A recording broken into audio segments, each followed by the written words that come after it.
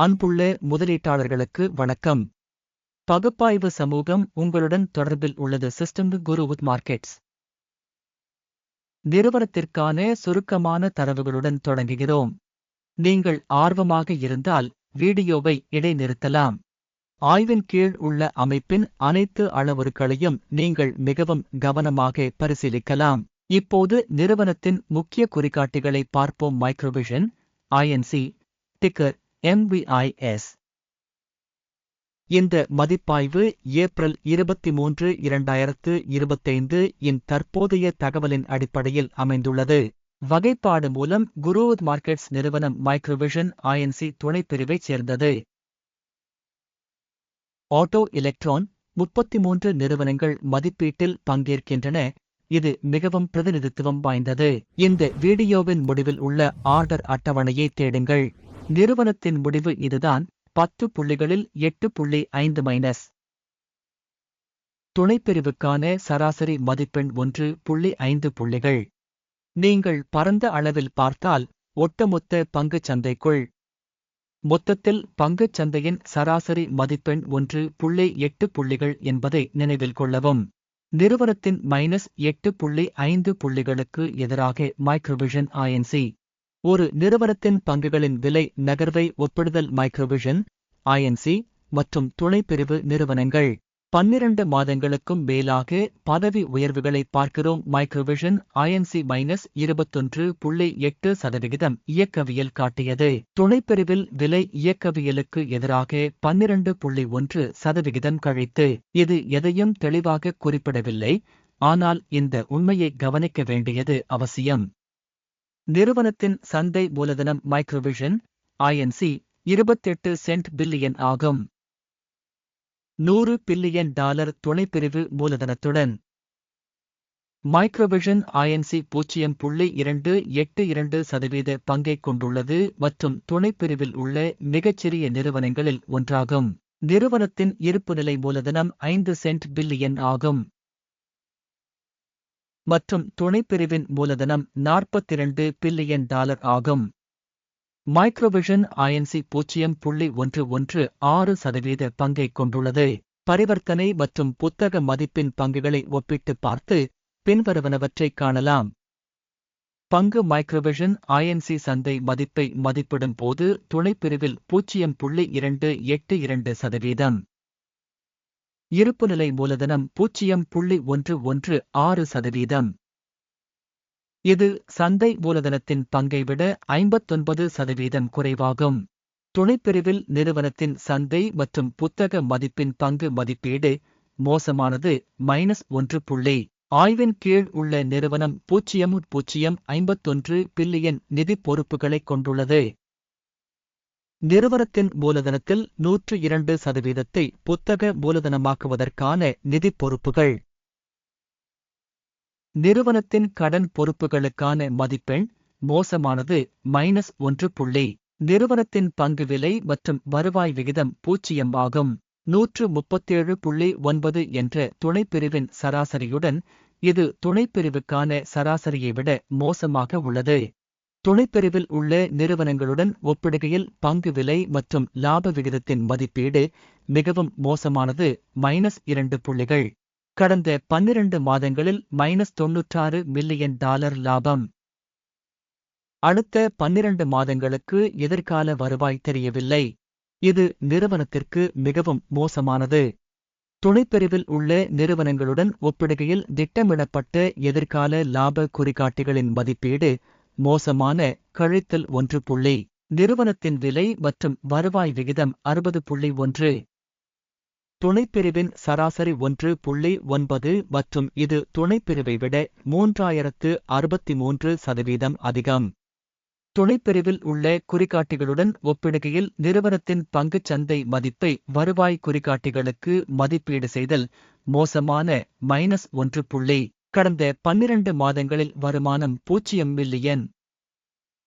அடுத்த 12 மாதங்களுக்கு முன்னோக்கி வருவாய் தெரியவில்லை. இது நிறுவனத்தின் விலைக்கு மோசமானது.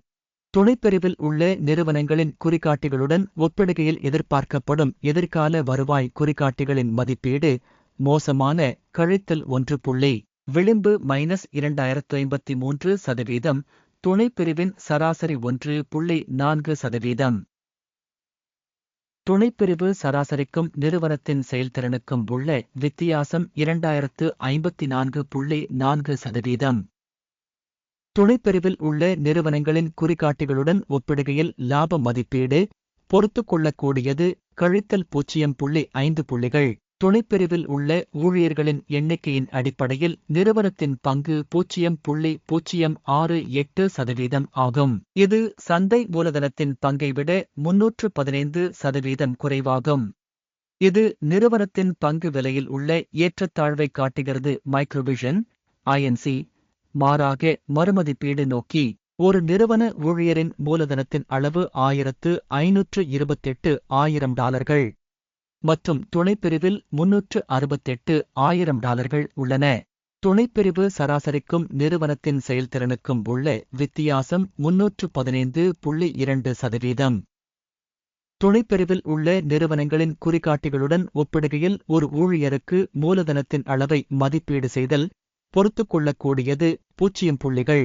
ஒரு நிறுவன ஊழியரின் லாபத்தின் அளவு கழித்தல் $523.800. துணைப்பிரிவில் சராசரியாக $2.700. மற்றும் துணைப்பிரிவு மற்றும் நிறுவனத்தின் குறிகாட்டிகளுக்கான சராசரி வித்தியாசம் 19,536% ஆகும். துணைப்பிரிவில் உள்ள குறிகாட்டிகளுடன் ஒப்பிடுகையில் ஒரு பணியாளருக்கு இலாப மதிப்பீடு, பொறுத்துக்கொள்ளக்கூடியது கழித்தல் 0.5 புள்ளிகள். ஒரு ஊழியருக்கு நிறுவனத்தின் வருவாய் $25,000. துணைப்பிரிவு மூலம் $195,000. துணைப்பிரிவு சராசரிக்கும் நிறுவனத்தின் செயல்திறனுக்கும் உள்ள வித்தியாசம் 680%. துணைப்பிரிவில் உள்ள நிறுவனங்களின் குறிகாட்டிகளுடன் ஒப்பிடுகையில் ஒரு ஊழியரின் விற்பனையின் மதிப்பீடு, பொறுத்துக்கொள்ளக்கூடியது -0.5 புள்ளிகள். துணைப்பிரிவு சராசரியான 7.2%-துடன் ஒப்பிடும்போது பங்குகள் 26.4%-ஆக குறைக்கப்பட்டுள்ளன. இது ஒரு குறுகிய அழுத்தத்தின் அபாயத்தின் மதிப்பீடாகும். தொழில்நுட்ப காட்டி RSI 14 நிறுவனத்திற்கு 44% அளவைக் காட்டுகிறது. மைக்ரோவிஷன் ஐஎன்சி துணைப்பிரிவிற்கு RSI நிலை 14, தோராயமாக 43% ஆகும். சராசரியாக துணைப்பிரிவில் உள்ள பங்குகள் ஏறக்குறைய பங்குகளைப் போலவே மதிப்பிடப்படுகின்றன. மைக்ரோவிஷன் ஐஎன்சி நிறுவனத்தின் பங்குகளின் உண்மையான மதிப்பீடு தோராயமாக $1.16 ஆகும். நிறுவனத்தின் பங்குகளின் ஒருமித்த விலை இலக்கு தோராயமாக $2.51 ஆகும். தற்போதைய விலைக்கும் ஒருமித்த கணிப்புக்கும் இடையே உள்ள வித்தியாசம் தோராயமாக 117%. ஆர்டர்களின் அட்டவணையை பார்ப்போம். இது அனைவருக்கும் கிடைக்கும். அதற்கான இணைப்பு பின் செய்யப்பட்ட கருத்தில் உள்ளது. ஆர்டர் அட்டவணையில் பங்கு மதிப்பீடு தகவல் மற்றும் குறிப்பு அமைப்பு மூலம் கொடுக்கப்பட்ட பருவத்தில் எடுக்கப்பட்ட அனைத்து முடிவுகளும் உள்ளன. குருவுட் மார்க்கெட்ஸ் ஆர்டர் அட்டவணைக்கான அணுகல் இலவசம் மற்றும் திறந்திருக்கும். பின் செய்யப்பட்ட கருத்தில் இணைப்பு. பங்கு பகுப்பாய்வு அடிப்படையில் மைக்ரோவிஷன் ஐஎன்சி பங்கு மதிப்பீட்டிற்கான தகவல் மற்றும் குறிப்பு அமைப்பு. குருவுட் மார்க்கெட்ஸ் ஒரு முடிவு எடுக்கப்பட்டுள்ளது. ஒரு பங்குக்கு $1.15 விலையில் விற்பனை வர்த்தகத்தை திறக்கவும். நிறுவனம் மிகவும் குறைந்த மதிப்பீட்டைக் கொண்டிருப்பதால் ஒப்பந்தம் திறக்கப்பட்டது. அமைப்பின் மதிப்பீடு மதிப்பீட்டு அணுகுமுறையின் அடிப்படையில் செய்யப்பட்டது. அகிமின் குறியீடு. லாபம் 0.82 ஆகஸ்ட் நிர்ணயிக்கப்பட்டுள்ளது. நிறுத்த இழப்பு 1.48 ஆகஸ்ட் நிர்ணயிக்கப்பட்டுள்ளது. லாபம் அல்லது ஸ்டாக் நஷ்டம் மூலம் ஆர்டர் மூடப்படவில்லை என்றால் மே 23, 2025 அன்று வர்த்தகத்தின் முடிவில் ஆர்டர் சுயாதீனமாக சரி செய்யப்பட்டது. அல்லது குறிப்பிட்ட தேதிக்கு முந்தைய கடைசி வேலை நாளில். டிக்கர் முக்கிய கொள்முதல் வரிசையாக மாறும். முக்கிய ஆர்டரின் வீடியோ ஏற்கனவே இந்த சேனலில் வெளியிடப்பட்டுள்ளது. ஆர்டர்களில் ஒன்றை மூடும் போது முக்கிய அல்லது சமநிலை.